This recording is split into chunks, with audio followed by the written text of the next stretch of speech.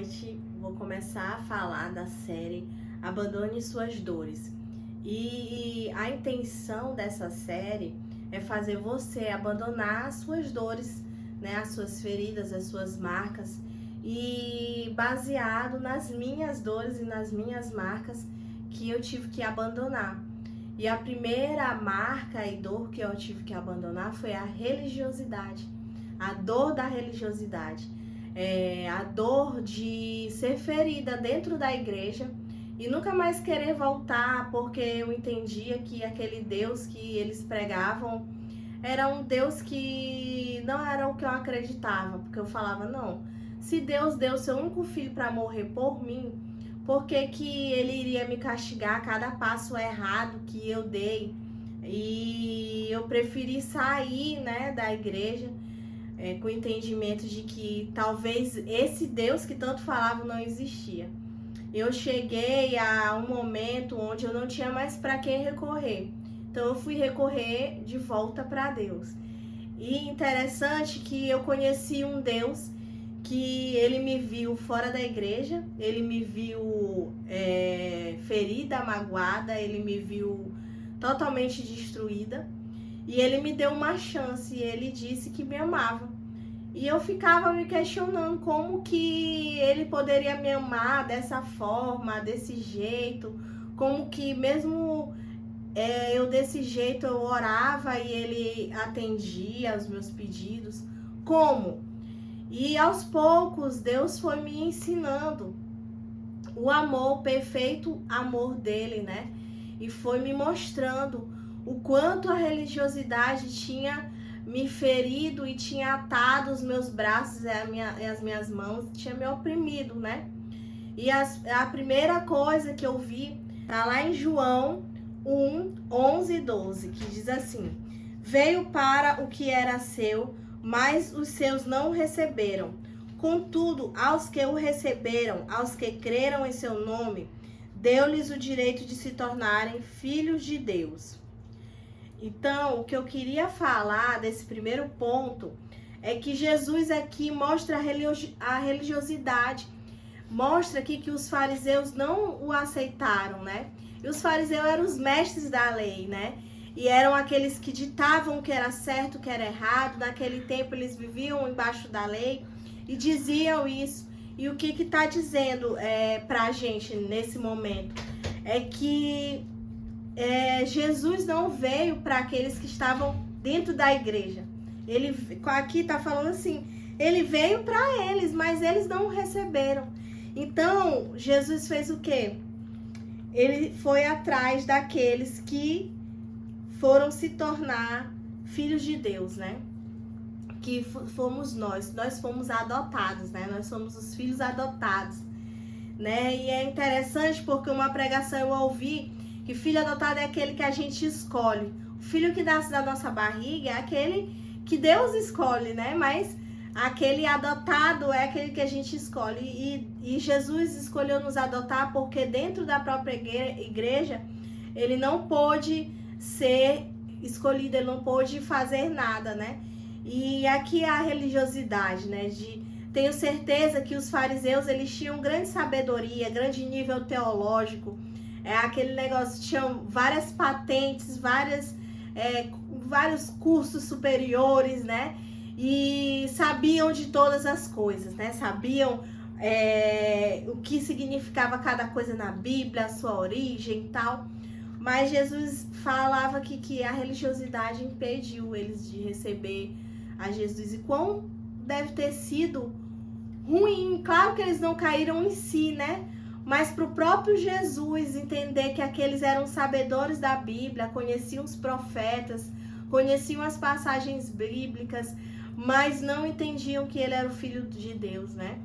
E isso é o primeiro ponto que nós temos que ver, que muitas das vezes nós vamos nos deparar com pessoas que são como os fariseus, são sabedores da Bíblia, são sabedores das leis, sabem...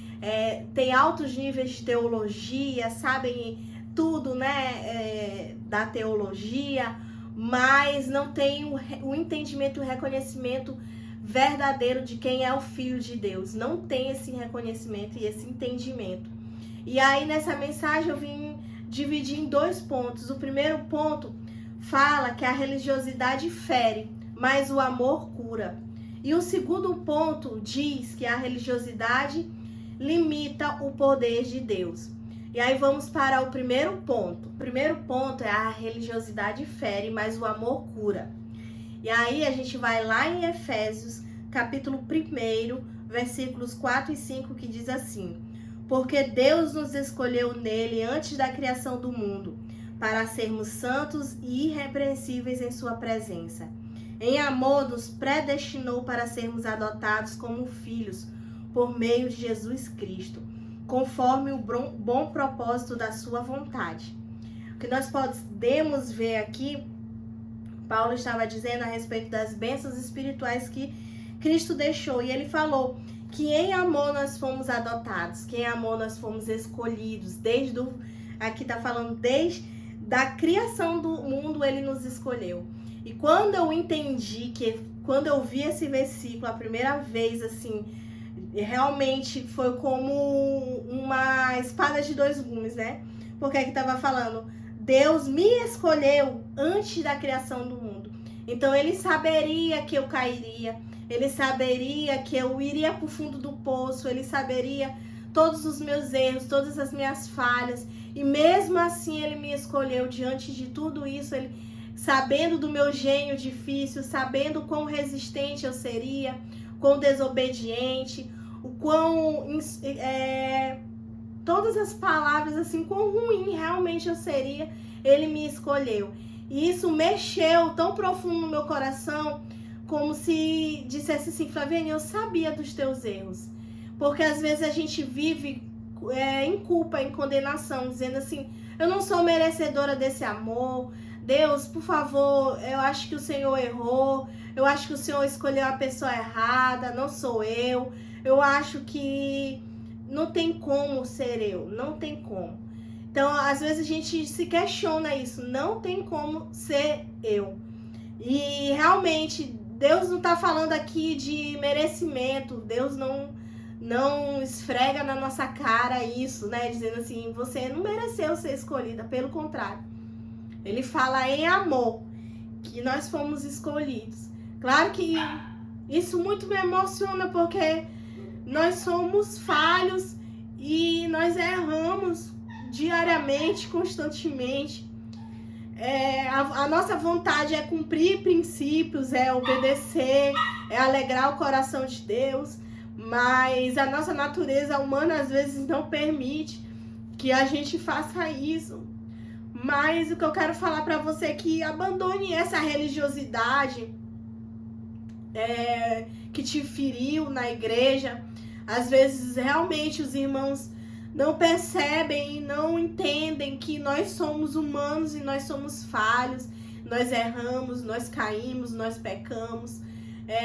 E aí isso vai nos afastando do amor de Deus, e Deus não quer isso pra gente. Ele quer que nós não só nos aproximemos do amor dele, mas nós entendamos que a igreja é o corpo de Cristo e que realmente vai haver momentos, atritos, em que as pessoas vão tomar a religiosidade ou as leis como realmente pulso firme e esquecer que por trás daquele ser humano há uma alma a ser acolhida, a ser abraçada, a ser amada, e uma alma que Deus escolheu antes da criação do mundo. O segundo ponto é a religiosidade limita o poder de Deus. E a gente pode ler lá em Lucas 14, do 1 ao 6, que diz assim: certo sábado, entrando Jesus para comer na casa de um fariseu importante, observam-no atentamente. À frente dele estava um homem doente, com o corpo inchado.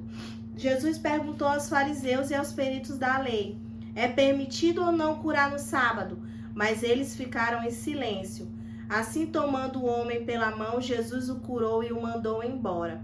Então ele lhes perguntou: se um de vocês tiver um filho ou um boi e este caiu no poço no dia de sábado, não irá tirá-lo imediatamente? E eles nada puderam responder. Aqui a gente vê como a religiosidade limita o poder de Deus, no sentido de que Jesus aqui, ele fez um milagre, está a fazer um milagre de curar. Ah, não pode curar no sábado. Como assim, Flávia, que a religiosidade limita o poder de Deus? Às vezes a gente está dentro da igreja e não está vivendo a plenitude do poder de Deus, porque a gente está limitando. A gente está limitando com liturgias, a gente está limitando com doutrinas. Ah, fulano não pode curar porque não tem um título. Fulano não pode pregar porque não tem um título, porque não tem teologia, porque não tem isso. Não pode ser usado. E aí a religiosidade vai colocando Deus dentro de uma caixinha e Deus fica impedido de sair daquela caixinha por conta de que as próprias pessoas não estão deixando ser usadas, né? E aí o que eu venho falar para você é que a gente venha romper essa caixinha e quebrar paradigmas, né? É o que eu falo às vezes para Deus, eu digo assim, Senhor, eu sei que eu sou obediente à tua palavra, eu tenho que ser às vezes submissa aos meus líderes e aos meus pastores, no que diz respeito a uma programação, a uma liturgia que há, né, na igreja, porque Deus trabalha com ordem e decência. Mas há momentos em que Deus me pede para sair da caixinha. Vamos dar um exemplo. Às vezes, eu me sinto impelida de levar uma mensagem a um homem por eu ser uma mulher. E aí Deus manda eu falar algo. Eu fico, não, eu não vou falar porque, é homem, o que é que as outras pessoas vão dizer? Eu indo lá e falando com o homem e tal. Então isso faz com que eu limite o poder de Deus, né? O agir de Deus ali naquele lugar. E aí Deus me chama, não, Flávia, vamos quebrar esse paradigma, vamos estar lá, vamos entregar. Tu precisa ir lá, tu precisa falar, tu precisa dizer. Então, às vezes, a religiosidade, as doutrinas, a liturgia, né, do culto, aquela pressa de o culto ter um cronograma, acaba impedindo que o Espírito Santo de Deus venha fluir, porque às vezes a gente está preocupado em terminar o culto logo, a gente está preocupado em bater, vamos dizer, as metas. Mesmo dentro da igreja existem metas em crescimento, em questão de horário de culto, de fazer os cultos, e aí a gente acaba fazendo de qualquer jeito. E que a religiosidade ela não venha impedir o agir de Deus nisso, que você seja uma porta de entrada para quebrar esse paradigma. Você chega e fala, Senhor, que o Senhor me use, independentemente de liturgias, independentemente de paradigmas, mas que o Senhor me use, o Senhor, que eu seja capaz de fazer como Jesus fez. Ele estava ali no meio dos fariseus e ele sabia que os fariseus não queriam que ele curasse no sábado, mas mesmo assim ele foi lá e fez.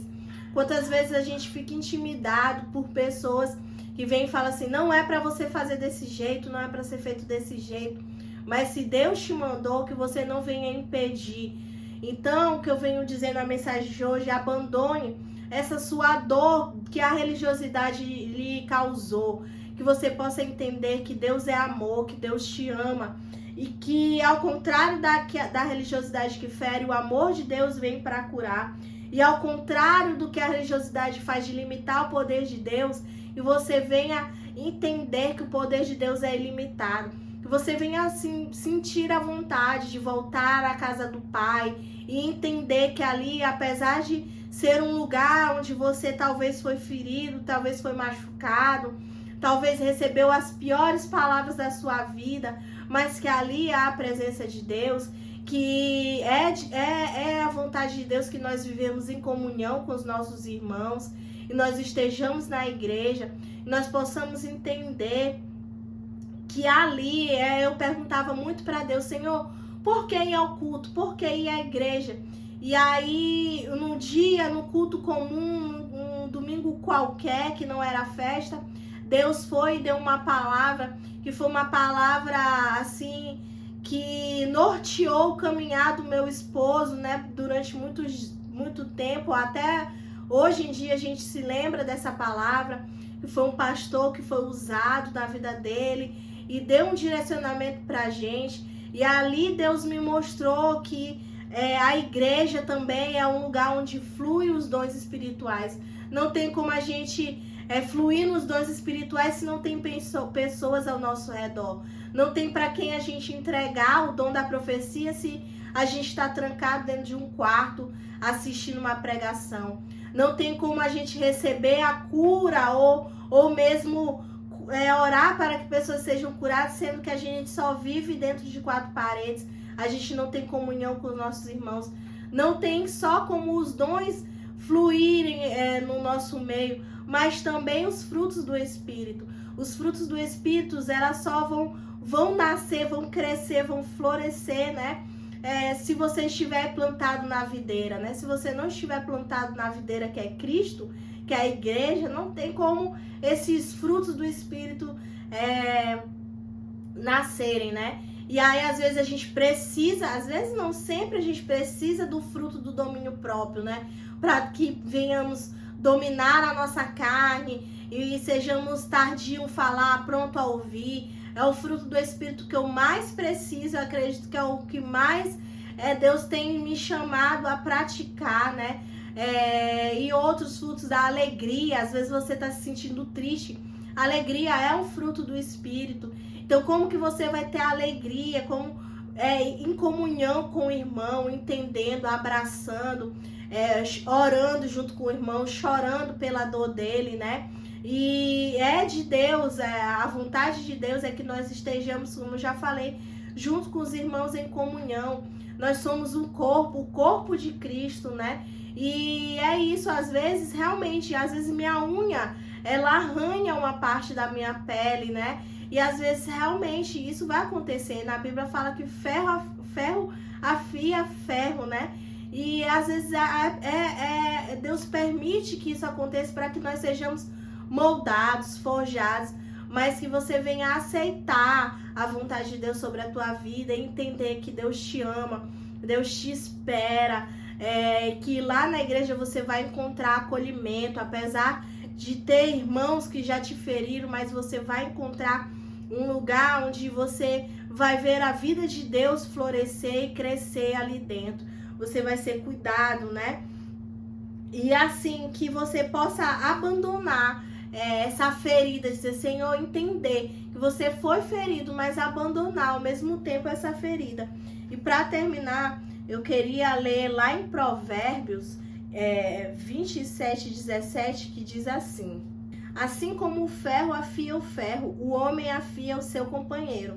Então é isso, gente, que nós possamos entender que na igreja é ferro afiando ferro, né? E mais que é projeto de Deus. Volte para a casa do Pai, se congregue, que lá você vai receber vida de Deus. Eu fui muito tratada dentro da igreja, né? Eu voltei para a casa de Cristo, apesar de eu ter sido ferida. Algo dentro de mim clamava por isso. E aí, um certo dia, como eu já falei uma vez aqui, eu fui convidada para um encontro com Deus. Eu fui nesse encontro com Deus e ali Deus reiniciou a minha história, né? Eu me senti como uma folha em branco e eu fui. E eu entendi que eu tinha que estar na igreja, que eu tinha que me congregar, que eu tinha que servir. E eu comecei a servir na igreja com amor, comecei a assistir, a ver o cuidado dos irmãos. E claro, aconteceram situações e aí eu entendi, mas quando eu tive o entendimento de que é projeto de Deus, que a igreja é projeto de Deus e que eu tenho que estar enxertado na videira e que eu enxertado na videira, né? Era como se realmente o sangue fluísse, né? Como uma árvore, né? E aí o sangue vai fluindo. E assim foi na minha vida, né? O sangue foi fluindo. E eu falava para Deus, Senhor, eu só vou sair quando o Senhor permitir. Eu só vou me mudar de igreja quando o Senhor permitir. E aí Deus foi me moldando, até que eu acredito que eu precisei me mudar de igreja, mas foi tudo direcionado por Deus. E aí foi uma transferência tranquila, não saí magoada, com ninguém magoado comigo. Foi uma transferência tranquila porque Deus estava ali naquela transferência, né? E assim que a gente possa entender que é necessário que a gente esteja plantado na videira, né? Não seja aquela pessoa que pula de igreja em igreja só porque você não gostou de uma opinião, disso, de aquilo, mas que você possa fincar os seus olhos em Cristo, que é isso que eu fiz. Eu entendi que era um projeto de Deus, eu entendi que eu tinha que olhar para Deus, porque todas as pessoas são falhas, mas Deus nunca falha, Deus tem o melhor para mim, e assim eu continuava caminhando, mesmo com as minhas dores, mesmo ouvindo coisas que eu não queria ouvir. Eu ia aos pés de Deus, eu chorava, eu pedia para Deus tirar toda a raiz da amargura, Ele tirava, e aí eu continuava caminhando, e assim eu continuo até que Cristo volte, né? Não é que agora eu cheguei a um ponto onde eu não vou ser mais machucado, onde eu não vou ser mais isso, mais aquilo, mas só que quando eu recebo as palavras, eu entendo, assim, simplesmente que aquilo dali já não me fere a minha identidade com Cristo Jesus. Eu vou continuar trabalhando, vou continuar caminhando. Deus me dá outras formas, outros jeitos, outras maneiras. E assim, a felicidade que eu conquistei em Cristo Jesus não vai ser tirada por qualquer ocasião ou por qualquer evento que venha a acontecer, porque eu já finquei os meus olhos em Cristo e eu já entendi que nele, que olhando para Ele, a gente passa todas as adversidades, né? E assim tem sido, que você possa ter esse entendimento também, de que a religiosidade fere, mas o amor de Cristo é maior do que tudo. E Ele te ama, e Ele quer curar suas feridas, curar suas dores, te limpar e te colocar de volta aí no caminho do Senhor. Que você seja edificado por essa mensagem e outras mais mensagens que estão lá no meu canal. Siga, curta e compartilhe. Até mais!